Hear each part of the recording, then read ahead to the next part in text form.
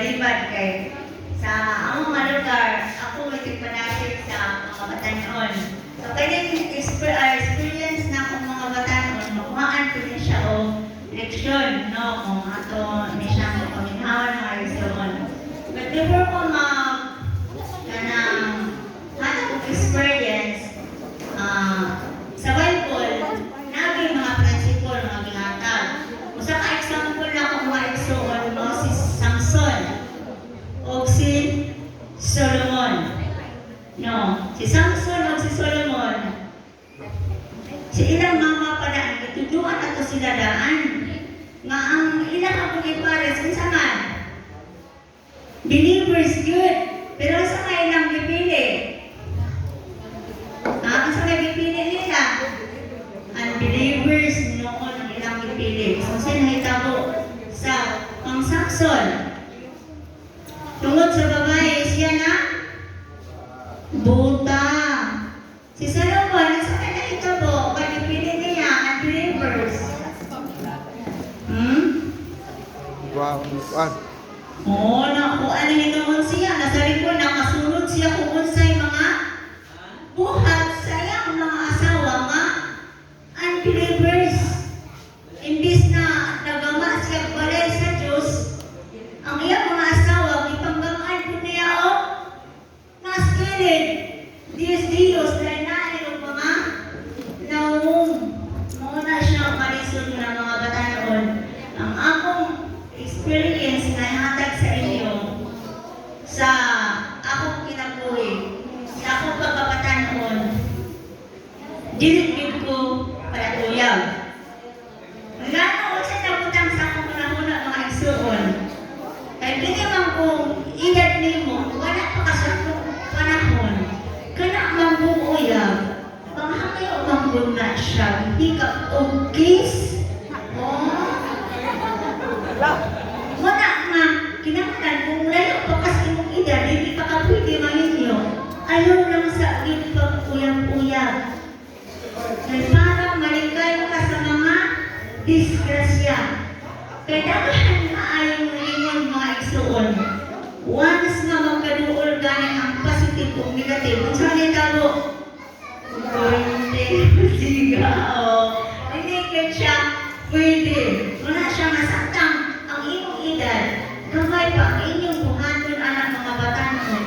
Paniig lang sa mo. No? Tao lang sa ba? Ayaw, pumutanaw sa believer kay.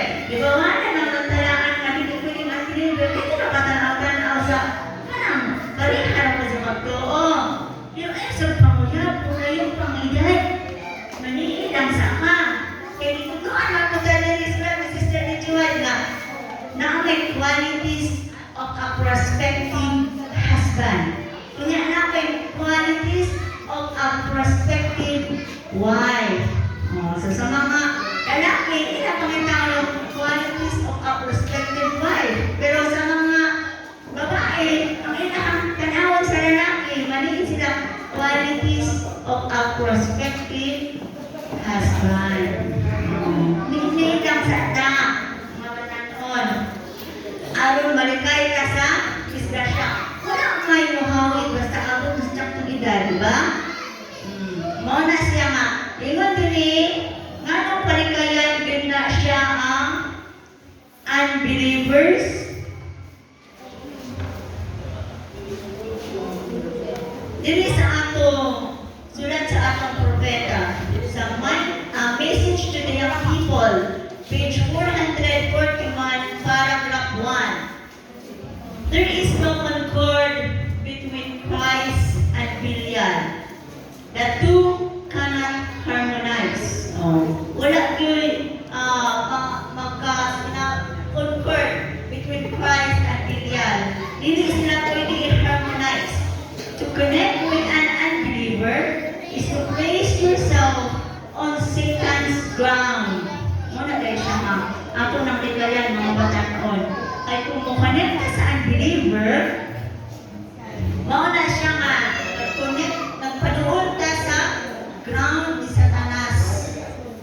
You grieve the Spirit of God and forfeit His protection.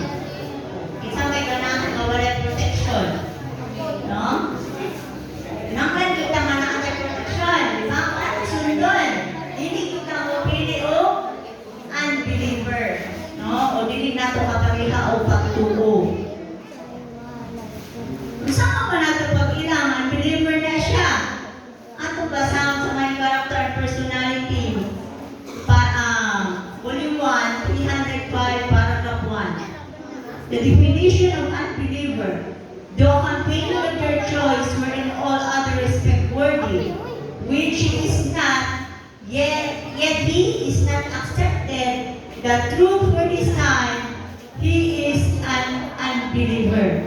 Bisa nakita rin mo nga, naa siya kanan kung dito, na siya trabaho, o na siya okay siya, makabuhi siya sa pamilya, pero usahan, wala siya nagdawat sa mga kamatuuran, he is an unbeliever. Wala siya mga batang-uno. Ananglan, ang atong pili siyang bantayan. Kaya klaro na nga yung mga eksperyensya sa mga karaang mga katauhan. Wala siya sa akong panahon ba may eksperyensya mga igsoon. Pag abot sa akong edad na 15, nagkahay na kaayong imuha, mga unbeliever. Tuod, pilihan kaayong ko, kaya mga nanguha na ako, tagas tuod, guwapo, mag-inuman, manigarilyo, sorry na lang yun mo, no? Dagan kaayong yun, sa mo ang lugar, minsan, ano lang kapati, akong nawo, pero makaingon ko, nakapulay hapon, nalibog na ako. Pero, tungkol kay unbeliever sila, tungkol kaayo, ako maluloy man ko. Pero kay pinaklan man ta, musunod sa principle. Hindi man ta pwede nga dinakasunod ng principle. So, luloy kaayo silang magsuon, ako din silang kabasted. No? Kunya, hindi sa mga pagkaon, manaa sa simbahan, dinigipod ko, bisan ka lang sa kauban. Kay, wala mabot sa ilang ginamita. Pero kay, kanang pareha lagi. Pero, ang ako lang ako, dito kumami nyo, ano ka, pilihan nun ko maayo. Muna nga, nangaysuon, sa liha man abot na akong edad o 18, naamay mama, manitabang sa among kauban na, sige, magkuhan akong mama.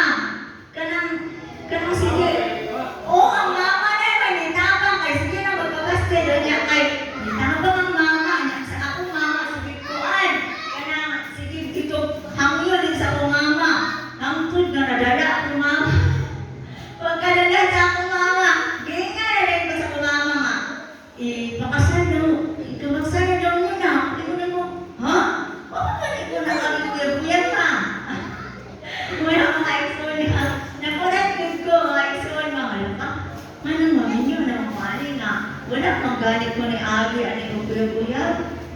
Muna mga ipson nga sa akong experience, minsan sa akong experience, naminyo din ko, wala ko kaagi ko, kuya-kuya.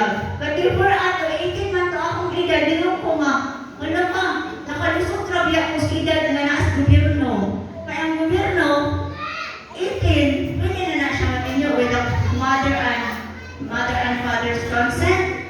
Pero ano mo, ang gusto mo hulat sa ako sa katuig, ayaw ko ano, hinagtad ko, kaya kinapod ko ganahan pa ito magninyo. Nga, mauna taong nakita ko sa ako. So, ako sa pinahuna, ako pang mama mo yung nagpuan, nga, ang napakatang din ito nga daw sa mga magpapa.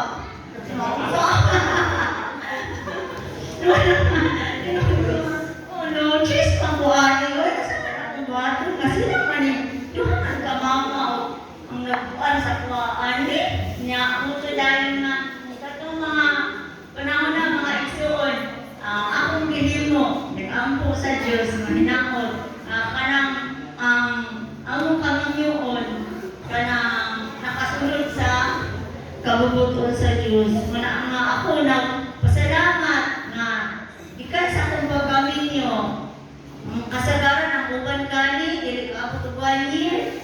Magkapulang kaya na kami ba, kabulang din nagkaulat din sura kaya may minyo. Kaya gani, niabot ang taon, karoon mga ison, niabot ni 20 years, karong 2024. Kaya nagtinyo, likasan niya ako edad 19 years old, natong December 8, 2004. So, naabot yung taon, giminyo nga ba na kuyog-kuyag sa 20